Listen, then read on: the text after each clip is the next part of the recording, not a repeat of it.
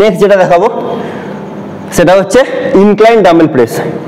Incline dumbbell প্রেসের অনেক সময় দেখবে বেঞ্চের অনেকগুলো ঘাট থাকে, তো সেই ঘাট বরাবর তোমাকে যেটা করতে হবে মিনিমাম 45 ডিগ্রি অ্যাঙ্গেল রাখতেই হবে, তার নিচে যাওয়া যাবে না।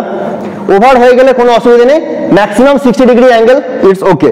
তো আমাদের এখানে যেহেতু 3টে ঘাট আছে, এখানে আমার 45 to 60 ডিগ্রি অ্যাঙ্গেল করা আছে, তো আমি সেটাই একদম এই অ্যাঙ্গেলেও করে দিলাম। এটা 45 to 60 ডিগ্রির মধ্যে, তো ন্যাচারালি আমার আপার চেস্টে খুব ভালো প্রেশার আসবে। তো এবার আমি কি করব, ঠিক সেম আমি ওখানে দেখেছিলাম ফ্ল্যাট বেঞ্চ প্রেস, তো এখানে এটা হচ্ছে ইনক্লাইন্ড ডাম্বেল চেস্ট প্রেস। তো একদম বডি স্ট্রেট, হালকা ঝুঁকে নিতে হবে, চেস্ট কিন্তু সেম আপ থাকবে, এখানে আর ধনুকের মতো হবে না, তবে পায়ের যে পোর্শন সেটাকে হালকা প্রেশার রাখতে হবে, দেখতে হবে যেন পায়ে আবার প্রেশার না চলে যায়। অনেকে পায়ে প্রেশার এরকম করে তোলে, কোমরে অনেক সময় এরকম বেরিয়ে আসে মারতে মারতে, তো এটা যেন না হয়, একদম স্ট্রেট চেস্ট আপ, ঠিক কলার বোন বরাবর আমাকে ডাম্বেল রাখতে হবে এবং তুলতে হবে ঠিক কলার বোন বরাবর।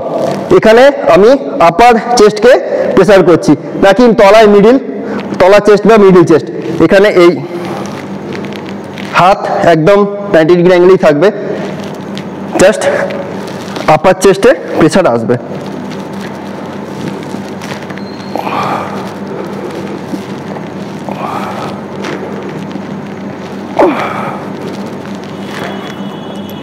এবার এটার সঙ্গে আমি ঠিক সেম যেটা করব সেটা হচ্ছে ইনক্লাইন্ড ডাম্বেল ফ্লাই।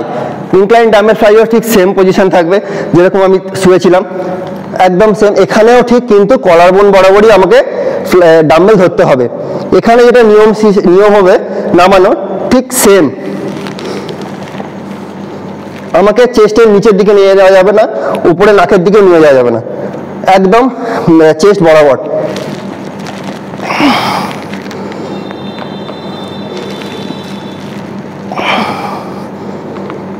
আর বিশেষ করে হাত যেন ভাঁজ না হয়ে যায়, হাত যতটা পারবে স্ট্রেট রাখার চেষ্টা করবে।